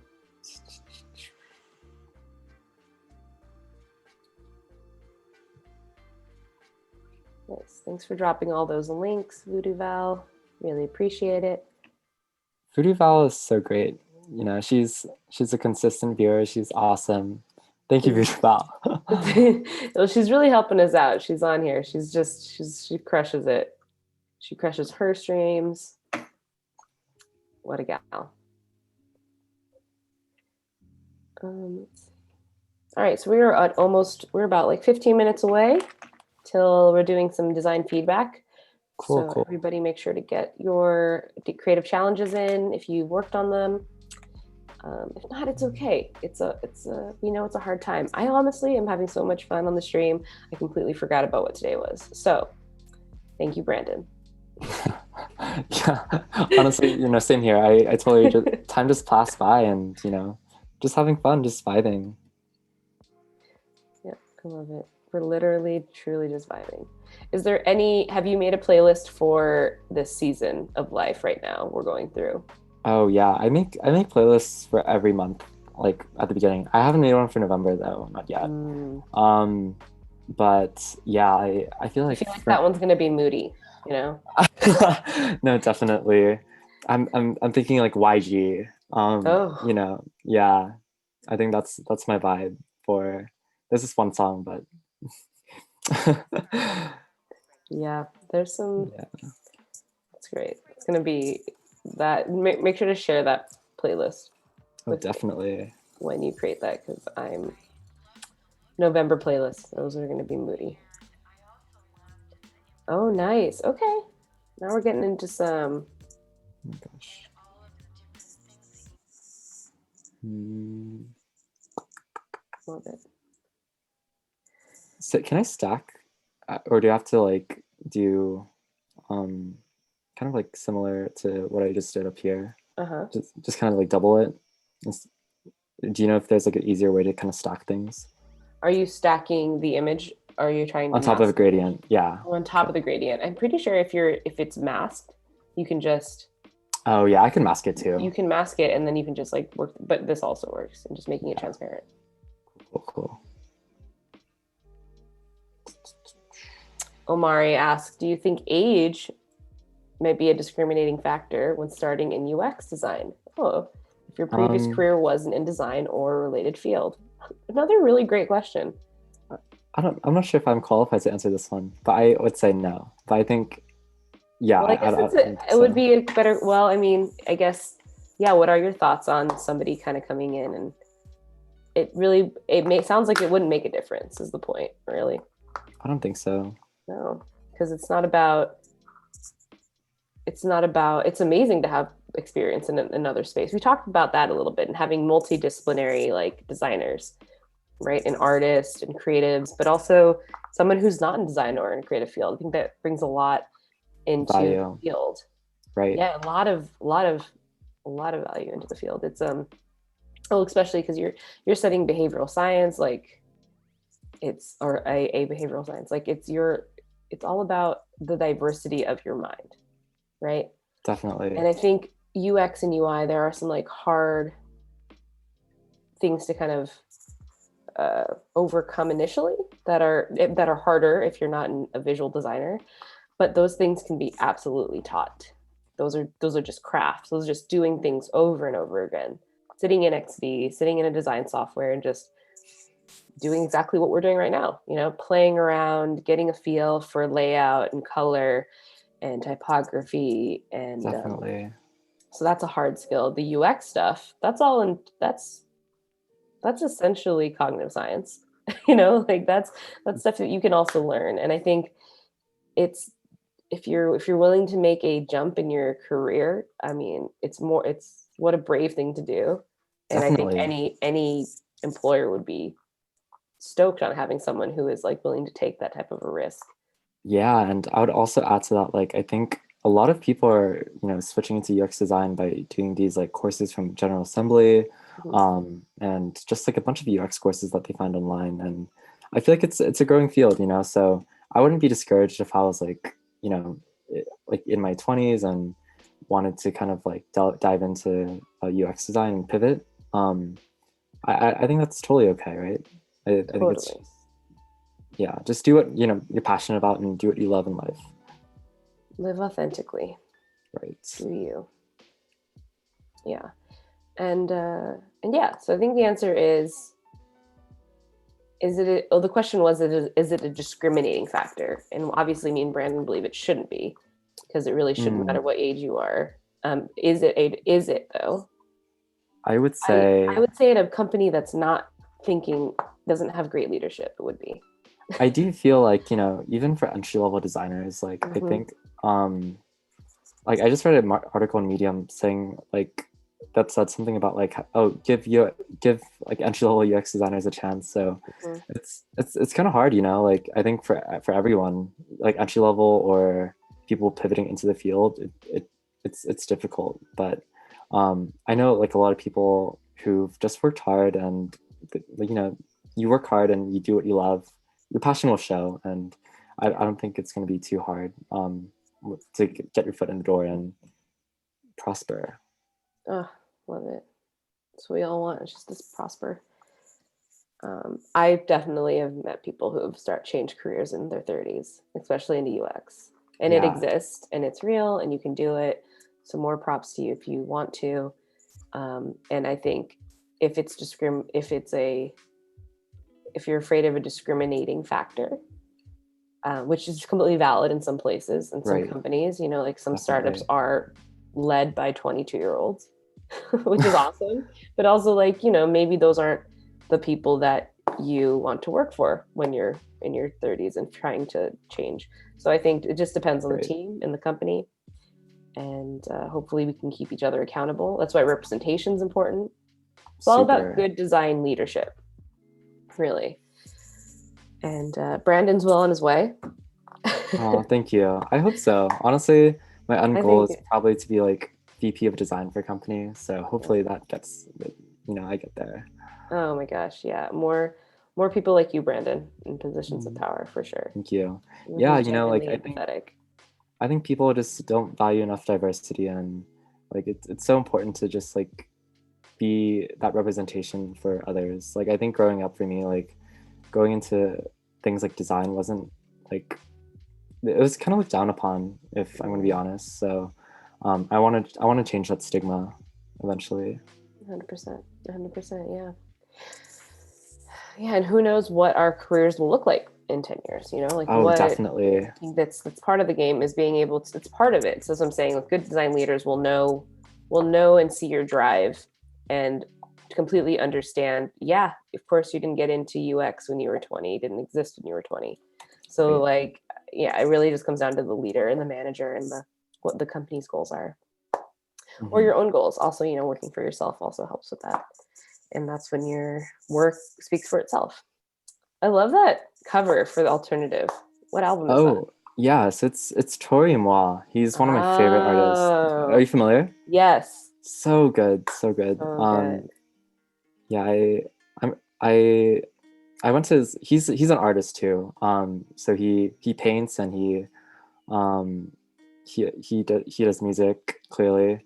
Mhm. Um, but yeah, I went to his art installation back in 2017, and it was probably like the most exhilarating thing I've ever been to. Oh, that's amazing. I didn't know he was an artist as well. I can only Yeah, imagine that work being amazing.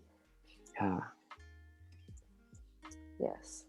He's made it to my playlist for sure. Oh, gotta miss the in-person things, right? I know, I know. I'm just thinking about like, I go through my Snapchat memories all the time. I'm just like, miss that. Like miss that Hmm. moment. I Miss my know. friends. I know. Yeah, we'll get there.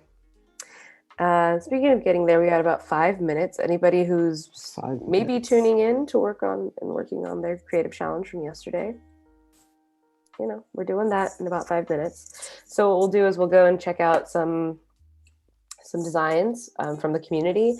You can keep working, kind of tweaking things, and we'll do like we did yesterday. And we'll come back to your screen and kind of do a little wrap up. Cool, cool, cool. Yeah, Yeah, sounds good. but you really crushed it. So you're doing great. Thank you. Yeah, really just freeballing this today. But honestly, I think, okay, with the exception of these triangles, which I definitely need to fix, I think it didn't turn out too bad, like No, thus far definitely with the not. color. I love the colors. I think it's um, like it feels really Spotify-y. So do you feel comfortable in those colors? Do you feel like those are your colors now? Yeah, yeah. So like honestly, when I like, you saw this preliminary Mm-hmm. style guide, right? Like I feel like for me, I always like exploring before I kind of like set in stone like my style guide like beforehand. I think some designers, they just like go right into like, oh, mood boards, and I'm gonna pick these colors first and then go into it. But I think I'm more exploratory, and then I deep dive in. Love it. Love it. Well, you could go into kind of like, if those are the colors, and a way to kind of like make sure that you have them for later, you can kind of start your own little design system, and you can do that in XD as well if you want. For sure. Very cool. Chris says this app looks amazing. Oh, thank you, Chris. Nice.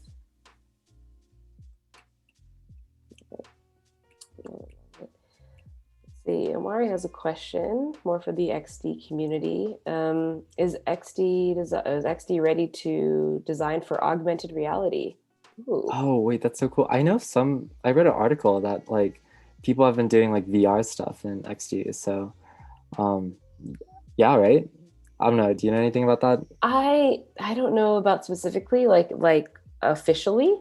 I think if we're talking about mocking something up or prototyping what an augmented space can look like, I think 100% we're at the point with XD as a design tool to basically mock up whatever you need it to mock up at this point, especially with the new features.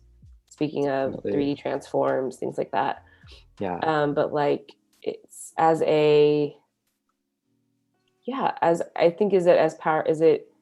think it's as powerful as it needs to be to mock up essentially anything.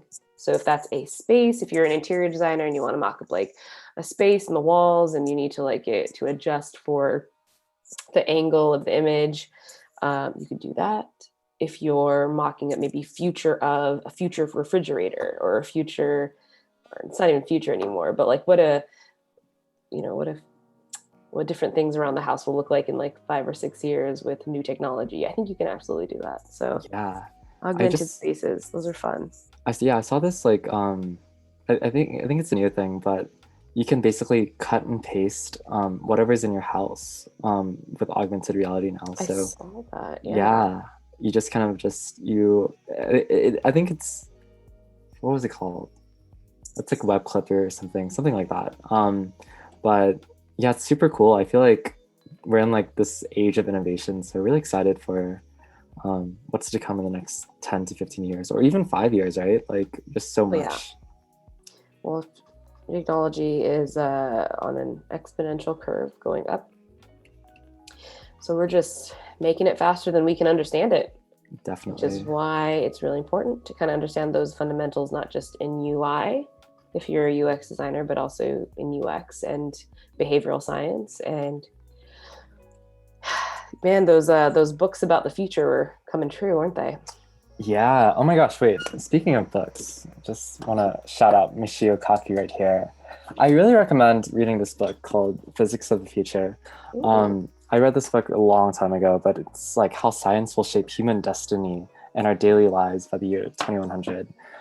There's this really cool thing in there with like internet-powered contact lenses and hoverboards, and like there's just so many things that are going on right now. What is it called? Physics of the Future. Physics of the Future. Yeah, it's kind of a dense book, but really cool stuff if you have kind of like the time to read it. That's awesome. Definitely. That is a great share and a great find. Yeah. Ooh, I want to read that now. Very cool. Oh, we're at 30 seconds till. So I'm going to switch over my screen. Brandon, you feel free to kind of like tweak, and I'm going to look through some. Cool. We can both look through these, but we're going to take a moment and just see what the community is doing. Definitely. Okay, awesome. So the creative challenge, if I remember correctly. So if we go up to, so right now where I'm in the XD Discord channel. So XD, and not just XD, Photoshop, there's a bunch of different Discord channels available to you and the community at large. If you want to partake in getting feedback, if you want to do these creative challenges, if you want to showcase portfolios and whatnot, this is that all-encompassing place where that community lives right now. So this last XD challenge was all about fall foliage, which is very topical. And so you were asked to use a slider to visualize changes per season. So essentially, we're going to be playing with the slider. So let's see what some people have created. Is this the newest one? I think this is the one that uses the slider. So we'll check it out. Oh, wow. Okay, awesome. This is very cool. Okay, so we have a COVID mode on or off. So it's Oh like my gosh. a pumpkin face. We haven't used the slider yet, but it looks like we're just kind of designing our own pumpkins with this app, which is super fun. Oh, Cute, that's so especially cute. for like I love kids. it. I love that. So we have a COVID mode. So that was just kind of showcasing maybe like that state or different button changing. And this looks like the slider maybe. There we go. Oh, wow. Whoa. Wow, that's awesome. Oh my gosh, that's so cute, the mask. Oh, this is awesome. Very cool. Look at that slider. It's sliding the mouth. And look, it's putting a mask on it. Oh my God. That's wild. That's some really cool animations. We'll watch that again. So that's all with XD. I would say I really like this randomizer button. I just don't know it's a randomizer button, I guess. So maybe I think one thing you can work on is if that randomizer button, isn't reading for some people, maybe kind of doing a redesign for it. But do you get random when you see that button? Do you get like randomizer as like what that is? Yeah, I think so. Okay. But yeah, I think maybe like a dice or the eye or something could be cool. Very cool. Oh, that's awesome. Great job. Slider pulling it across.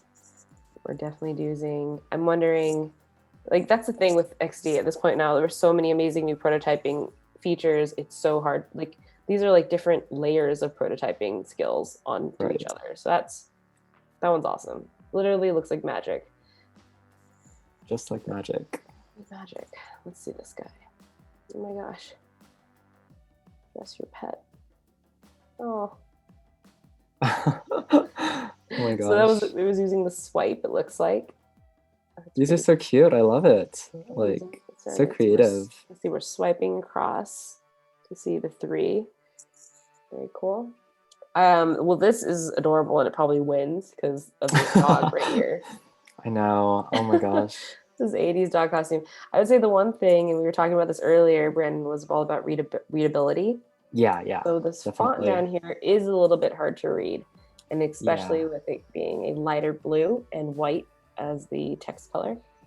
So yeah, I think with like display fonts, like it could get kind of tricky because you're like, oh, like this looks cute, but it could get like a bit like tricky for other users, Definitely. I love the treatment of these cards, though. I love these kind of these illustrations of this ghost. I think they're all of the same like family, like either you made it or maybe you found some, which is great. It's great to keep consistent with that.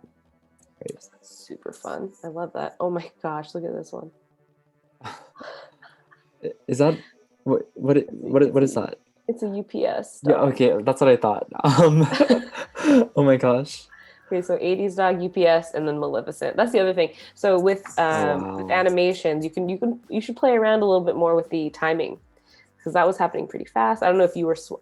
It's funny when you showcase a prototype in real life, people go through things really quickly. Like people like on Tinder, people are swiping through and scrolling up and down fast and they're using it. But when you want to showcase a prototype, like on your case study, make sure, this is advice I got at school, make sure to go as slow as you possibly can, because otherwise we're not going to see it. So say you put this on your website, like I didn't even see Maleficent. This is like one of the best ones. So cute.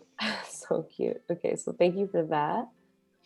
Let's see. So I think that was from Challenge Past, which is okay that we went over it. It's because, some people may not be doing other things today instead of the challenges, which is fair. Ooh, I think this is one we should definitely take a look at.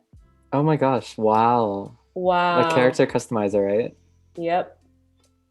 We have Keanu Reeves here in the Matrix. People are just so creative. That looks amazing. So it's which Keanu Reeves movie character? That's hilarious.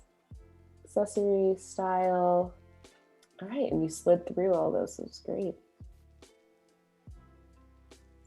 So I'm assuming maybe they used, you know, they were using stacks and the slide and the drag option. Definitely. Oh, dope. That was awesome. Any feedback for this visually?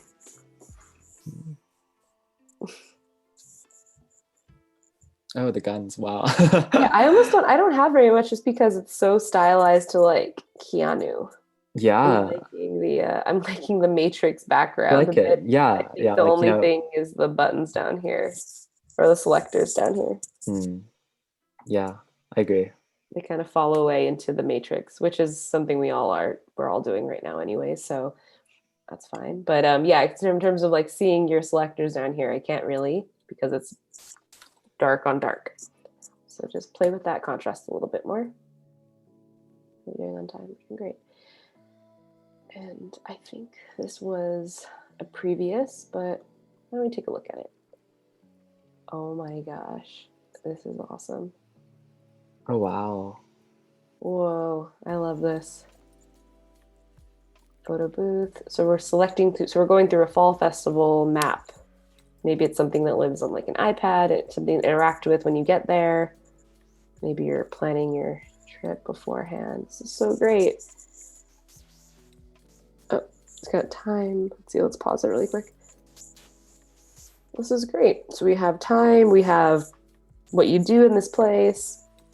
It's really awesome. Wow. It seems like seems like the mask is on top of this like map, and you're using the drag feature and prototyping to kind of go through it, almost like mimicking a Google map of sorts, right? So this is such a creative way to use that and have a map.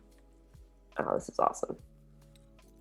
Cool. And I love the simplicity. I love like the little, I don't know if you made those icons again, but they're very sweet. The colors are very, they're perfect for the tone that you're setting. Maybe it's more of a kid's event. What's your vibe with it, Brandon? I like it. Like it feels really fun. Yeah, really cartoony, cute, you know? Like really good vibes. It's so cute. So great. Great. Very cool. And now you have that. Now you have that because you did a creative challenge with us. Good job, you guys. So that's kind of what we have for creative challenges. So Brandon, that means we get to hop back with you for a little bit longer, which is awesome. Cool. And kind of wrap up and see what we're doing and see how much else you can get through for the rest of the stream. Yeah. I am on guilty pleasures right now. Just so let me just share my screen real quick. Yeah. Thanks.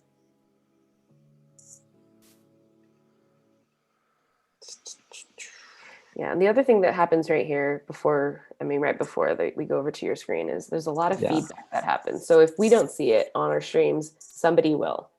Definitely somebody on the team will comment and make sure that they get feedback back to you. So very safe space to get feedback. It's awesome. Hard to find. Were you able to share your screen? Yeah, almost, yeah. Okay. Cool. Nice. Yeah. Cool. So we are on guilty pleasures. Oof, love it.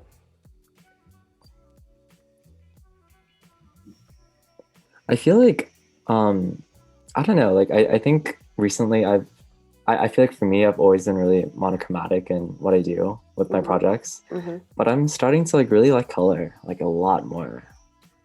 Right. Like it's just so fun. I love it. I love this mix. This feels very, very on brand, obviously, with your kind of like mimic of the Spotify design system, but I love these two colors. They feel very 90s to me. Yeah. I don't know what it is. It's like everybody had a pair of shorts that had those colors on them. Definitely.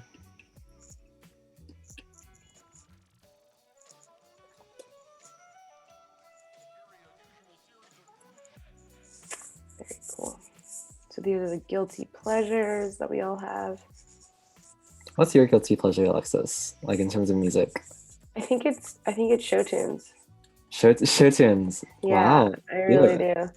That's I cute. Yeah, Why be thank you. guilty? Be unapologetically yourself about that. Thank you. Thank you so much. I feel very proud of like listening to any form, anything else. You know, I don't think I have any issue with it. And it's Me not that I'm too. not proud about like Show show tunes. tunes. It's just like it never really fits into the mood, like to Yeah, sing. yeah. So it is more of a solo endeavor. But Totally get it. yeah, I mean, I love basically, and I mean, like everyone like gives country a hard time. I'll go listen to some country. Casey Musgraves is good, but like I feel like she's more country pop. Yes, definitely, it's true, and I do like pop. So yeah, like I'm unapologetic about listening to pop, which a lot of my friends who are more like of the audiophile musician kind of like, what are you listening to type wouldn't that be as into. But I love soul, I love R&B. I'll listen to like anyone's party mix. I guess, yeah, I don't have any guilty pleasures beyond that. What about you? Let me see. I think maybe K-pop, because I feel like, you know, I'm not Korean. I just love K-pop, you know, like K-pop's so good. Like these girls right here, Luna. Is it a guilty? It's not. I don't think it's a guilty pleasure anymore. Like everyone loves it. Yeah, I so think good. Blackpink changed the game. Like, I don't know. I think a lot of people just, when Blackpink kind of came to the States, like with Coachella, I think it really changed the game, you know? And like being featured in like ads. It's Oh, like yeah. now we're like in like the mainstream, and like that's just, yeah, right? it's like, not just K-pop, it's just pop, which is dope. Because like Ice Cream with like Selena Gomez, like that's dope, right? Yeah. Yeah. I guess like there's some classic rock that I'm like, yeah, I'd listen, like I'm not, it's not that I wouldn't listen to it. It's just like there's some where I'm like, what do they call it? They call it butt rock. Have you heard of this? No. What is it, a subgenre of rock? It's like essential, not really. It's kind of like Oh. playing for it. It's more about saying like, you know, it's in the 90s there was this big trend of like artists to sing like really kind of like overlap from grunge. And they sang really like low tone, like Nickelback-esque bands. Oh, okay. No, And feel I mean, like that, I wouldn't be like incredibly, if I listened to it, I wouldn't necessarily share that on a playlist, but it's also, I feel it. Yeah.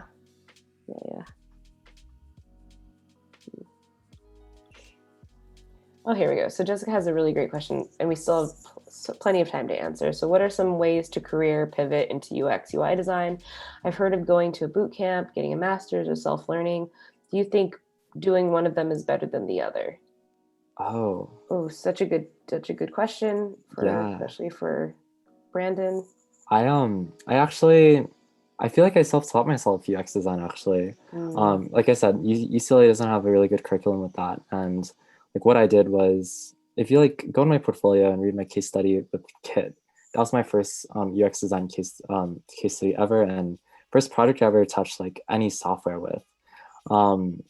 But I learned a lot through reading Medium articles, going on things like Behance, watching tons of YouTube videos about like how to use certain tools.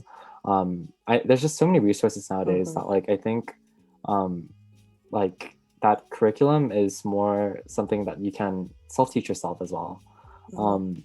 But definitely like that's why I say like, you know, when you career pivot, you can kind of leverage your skills. Like basically I know my friend George, this guy right here actually, he was a food science major, and he just recently graduated from UC Davis, but he's now going to UX design, and you know, that kind of transition is just like he's gonna leverage his experience being a food because he studies food science and he kind of validates like products in food. He's leveraging that in product design. Oh, wow, that's cool. So I think, you know, career pivot in terms of like resources and things, I would highly recommend like the internet is your friend. I know there's this one website called like uxdesignmasterclass.com. I'm not sure if it's still free. I know it's free back like in April, but yeah, they're really good companies that kind of like are willing to help you get to where you need to be. Yeah, I think that's I think that you hit the nail on the head with that. The internet is where a lot of people are self-learning. I think using a career pivot, leveraging what your previous career was, is completely possible, especially in product design and UX design in the world and where we live with it. So it would just depend on kind of what you were doing, Jessica. But in terms of going to school or getting a master's, I mean, I just talked to someone the other day about this, actually, about their designer, their UX designer. Maybe you have a little bit of like work under your belt and they're trying to figure out, like, do I want to get a master's, or do I want to get into, is that a good way to keep facilitating my learning? And it really just is up to you. I think there are some amazing master's programs now that all involve interaction design and product design, and people are getting very good at it very quickly. And I think the best way to learn when you're starting is to do exactly what Brandon said, which is like, you have the internet, find your resources, find your communities. Like here at Adobe Live is one. There's plenty of others. There's a lot of different Slack channels that cater to who you are. There's so many. There's so many sorry. No, go. So there's so many like people willing to help you too. Like I think things like ADP, amazing design people, like list.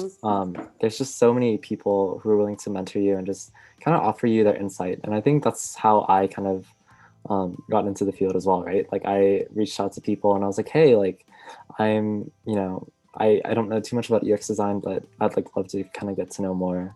And you'd be surprised. I think a lot of people are really willing to help kind of just give back to the community that they're in. I think that's completely true. So always, you gotta give back to what gave you. Oh, I love that blue. That works really well. Yeah, so in terms of learning and doing a little bit of your own work to become a UX designer, I think it is possible to get some really great fundamentals understood online. And I think if you're thinking, I want to be a little bit more ahead of the curve, maybe your future is more around leadership, or maybe that's where you're used to higher positions, and you're transitioning from something like that. Maybe going back to school would be the way, because I like to say, like, you don't need, if you want to get a job, you don't need to go back to school. Like there's so many resources online. But if you want to make sure you're ahead of the curve 5 or 10 years from now, I would say go to school, because you're not going to learn what we're doing right now necessarily in school. You're going to do that. You're going to learn that by working and by doing it on your own and by practicing. It's like working out. You just got to practice it. But school is really going to help you understand, hopefully, if the program is good, understand what the layout of the land is going to be in the world, and the type of work we're doing, right? So it's not about 5 years down the line and getting a job. It's about like 20 years down the line. What does technology do for us as humans? And how can we as designers facilitate that and work within it and work around it?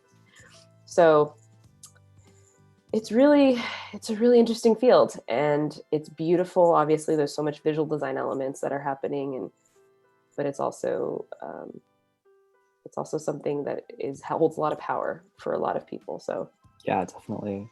Like, so grateful that I found this career, because I think it is like my dream job, and I would highly recommend people going to UX design if they're even considering it. Yeah, it's got a little bit of everything for everyone. If you like solving problems, definitely, this is a good place to flex those muscles. And if you are creatively oriented and have an eye for this stuff, which a lot of people do that don't know they do. And I'm glad people are finding it. And that's what I really like, when people find it maybe later on and are like, wait, I'm creative. I always thought I couldn't draw.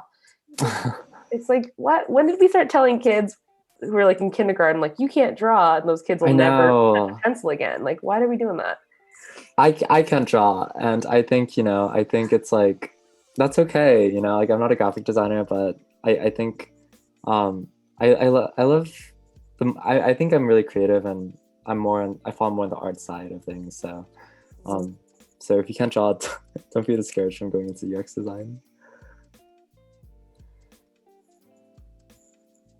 Yeah, there's some really great advice going on in the chat that we won't necessarily get into because I think, Benjamin, you did a great job explaining some things. But I think something to just kind of remember is all about, and something we can talk about just as we're ending, is at some point you're going to have to show this to someone.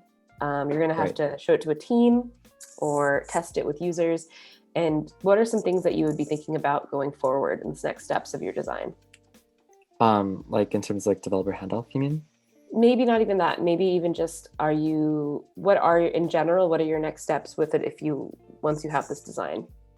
Yeah. So I mean, like with this like personal project I'm doing right now, like I just relay it back to my team, get some design feedback, some critiques, see like where we can kind of like, like it depends on like the goal, right? Like if this is more of like a passion project, I'd probably just, let it like just ask for like some general feedback and like critiques on like what we can do to kind of change things. But if it's more like on the product design side, like and like designing for business like work, I guess, I'd probably try to analyze it and reiterate on how I can find more ways to bring value to that like that And flow. at what state in your designs, and even from the ones previous that we did yesterday, at what state would you hand this to a person? I think, well, that's a great question. I feel like I would hand over this, like, depending on like the use case, right? Like, are we focusing on the usability or are we focusing more on like the visual design aspects? So I would say like, for like product designers, like you'd probably want to iterate before you do all these high fidelity stuff, because like you're gonna just mindlessly design all these things and you might have to scrap it, and that's going to be like really really hard to just kind of let go. But yeah, I think I'd probably do that when within like this kind of like initial version of like a wireframe, Right. before I get into this stuff. Right.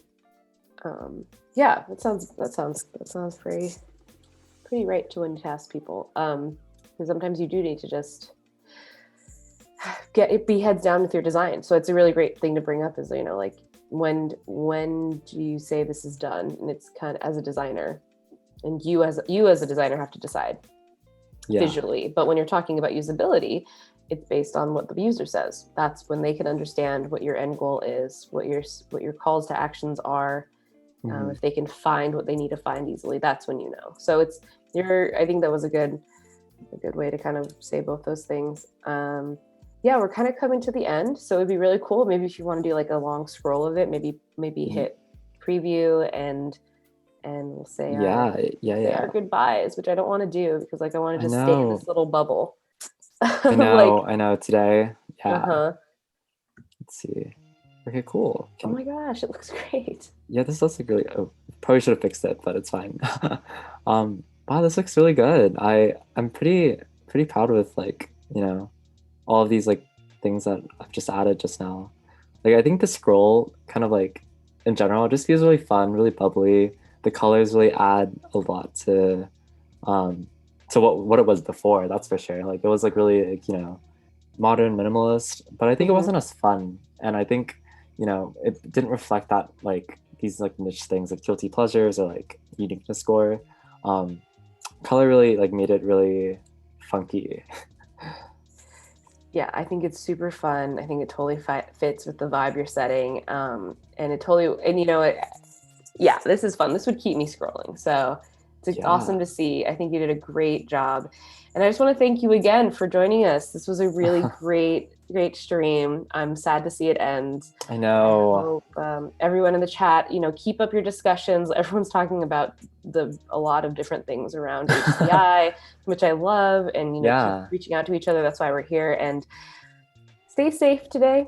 Listen to some music, drink some water, and I just hope you all stay well. And thanks again for joining us on Adobe Live. We'll see you soon.